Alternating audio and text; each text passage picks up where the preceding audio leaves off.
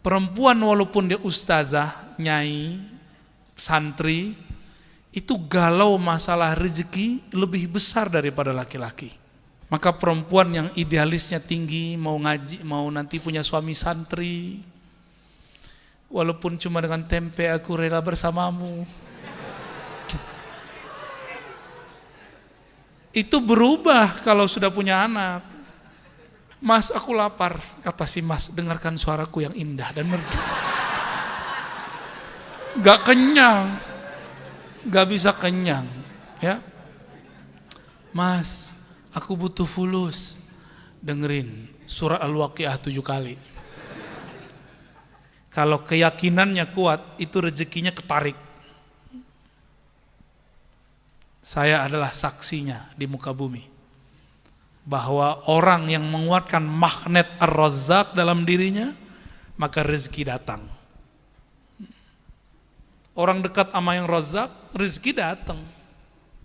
Jangan cari rezekinya, cari rezaknya. Ya habibi,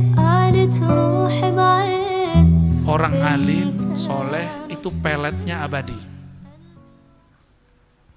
Mahabbah Sulaimaniyahnya, ya. Itu biasa banget itu. Mahabbah tertinggi, mahabbah Muhammadiyah. Ini bukan Muhammadiyah yang itu ya. Mahabbah Nabi Yuna Muhammad sallallahu alaihi wasallam. Karena beliau disebut Jamal, maka beliau disyairkan, didendangkan, ya Jamal.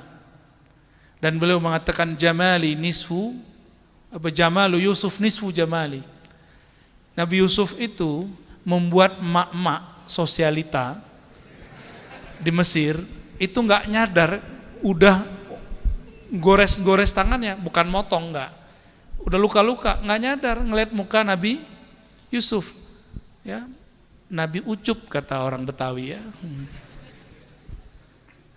Itu nggak ngerasa, baru ngelihat muka wajah Nabi Muhammad SAW.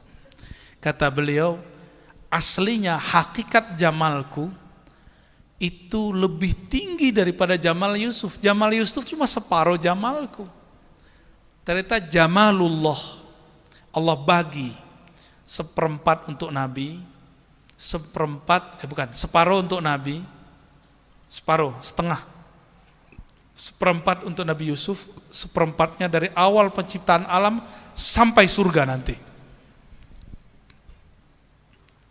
Berarti Nabi Muhammad berapa?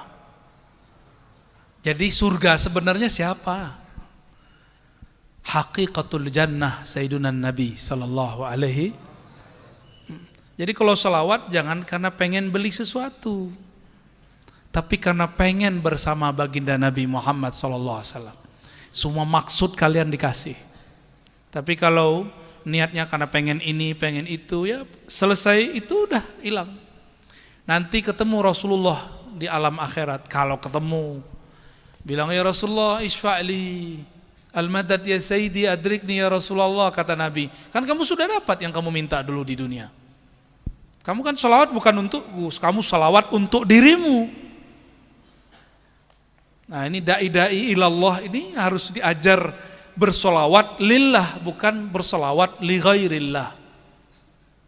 Berpuasa lillah, karena Allah mengatakan as-saumu li, puasa itu untukku, karenaku, bukan karena ini dan itu. Maka hikmah kita harus dinaikin jadi hikmah ulia, hikmah yang lebih tinggi, yaitu kepada Allah Subhanahu wa ta'ala. Mau membenarkan niatnya. Jadi kalau mau niat puasa aja, di belakang lillahi ta'alanya dikencengin, ya, lillahi, hanya karena Allah Subhanahu wa ta'ala, ya. Al-muqaddir fiha arzaqal ibad, Allah lah yang mengatur kadar rezeki-rezeki hamba, dan itu sudah ditentukan di langit. Saya pernah menyebutkan di beberapa kejadian dan kajian, ya. Murid Sayyidatuna Rabi'atul Adawiyah, namanya Rabi'atul Basriyah. Siapa namanya? Beliau ini perempuan seperti perempuan yang lain. Ini kalian belum punya perempuan kan? Belum. Coba tanya sama para kiai yang sudah laku-laku itu ya. Perempuan walaupun dia ustazah, nyai, santri, itu galau masalah rezeki lebih besar daripada laki-laki. Makanya takluknya pakai yang warna kuning. Tahu? Emas dan emas. Emasnya dan emas. Paham gak ini? Emas, tahu emas gak? Oh, takluknya pakai itu. Kalau itu rutin, aman. Oh, aman tuh perempuan di rumah. Rabi'atul Basriyah mengalami hal yang sama. Maka perempuan yang idealisnya tinggi, mau ngaji, mau nanti punya suami santri, walaupun cuma dengan tempe aku rela bersamamu, itu berubah kalau sudah punya anak. Udah punya anak dia mulai mikir, ntar gimana anakku sekolah, gak cukup pakai hafalan, apalagi pakai suara bagus. Mas, aku lapar, kata si Mas, dengarkan suaraku yang indah dan merdu. Gak kenyang, gak bisa kenyang, ya. Mas, aku butuh fulus, dengerin surah Al-Waqiah 7 kali. Kalau istri gak yakin ya gak bisa. Kalau yakin bisa. Masalahnya yakin atau enggak? Yakin itu magnet. Magnet. Kalau keyakinannya kuat, itu rezekinya ketarik. Saya adalah saksinya di muka bumi. Bahwa orang yang menguatkan magnet Ar-Razzaq dalam dirinya, maka rezeki datang. Orang dekat sama yang Razzaq, rezeki datang. Jangan cari rezekinya, cari Razzaqnya. Carilah Allah yang maha memberi rezeki. Rezekinya ngikut, mau berapa aja dikasih, tapi yang sabar. Ya, kita kan bukan Tuhannya Tuhan, ya kan? Benar nggak? Kalian Tuhannya Tuhan, terus bisa merintah tuh, ya Allah, saya butuh ini, kasih sekarang juga. Nggak bisa begitu. Kita bukan siapa-siapanya Allah, kita abdun. Maka tidak sopan seorang hamba mengatakan, da'autullah wa lam yujibli. Aku sudah doa kok Allah nggak kunjung ngasih. Emang ente siapa? Ngatur-ngatur Allah. Saya kan udah puasa, urusan kamu puasa. Nggak ada urusan sama Allah. Allah mau ngasih, nggak ngasih ya nggak ngasih. Tapi dia pasti memberi di saat orang itu butuh, pasti. Maka hidup tuh yang penting berkecukupan, ya. Ya, kalau lagi pengen mobil cukup, pengen rumah cukup, pengen jalan-jalan cukup, pengen ta'adud uskut.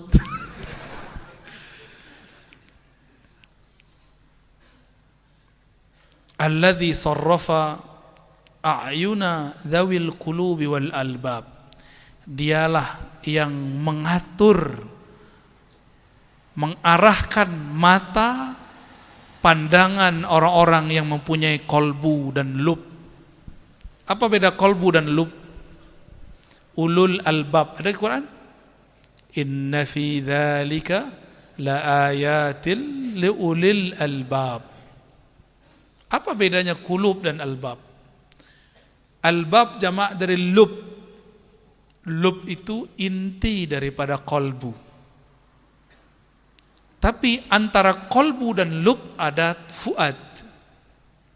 Inna sam'a wal basara wal fuada. Yang masuk ke dalam kolbu tidak dihisap, tapi masuk lewat fuad dihisap. Mas'ula di belakangnya, pasti ditanya. Pasti dihisap oleh Allah Subhanahu wa ta'ala. Kolbu itu, kalian suka ini gak? Bisa jatuh cinta gak? Tapi jangan cinta sama cowok ya.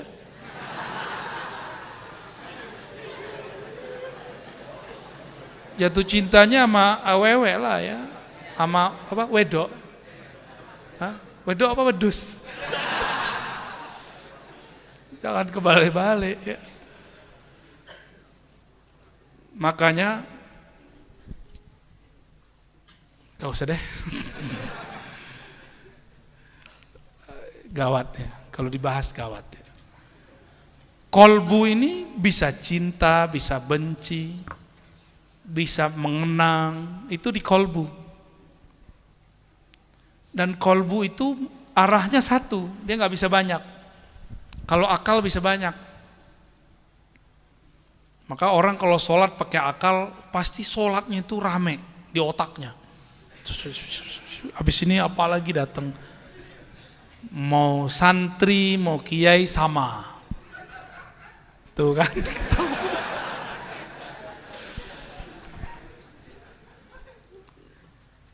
Ya kalian belajar kitab, emang kitab mengajarkan khusyuk? Enggak, khusyuk itu ilmu kolbu, harus diajarkan oleh ahli kolbu, nggak bisa diajarkan oleh kitab. Saya hafal 31 juz, yang ke satunya apa? 31-nya apa? Juz duren. Nggak bisa. Orang hafal itu masuk ke otak memorial. Ada otak memori di sini. Otak hifz. Oleh Imam Ghazali, beliau mengatakan kecerdasan hafalan baca kitab, baca Quran itu baru sepertiga kecerdasanmu. Ada kecerdasan kedua, kecerdasan akliyah, akal. Yang paling sempurna 3 kecerdasan. Ini beliau belum jadi sufi nih. Gabungan antara akliyah dan hifz. Jadilah yang ketiga. Muncullah ilmu usul fikih, ilmu akidah, ilmu fikih dan lain sebagainya. Ini Imam Ghazali sebelum jadi sufi. Setelah jadi sufi beliau revisi. Ada kecerdasan lain namanya kecerdasan kolbu. Ya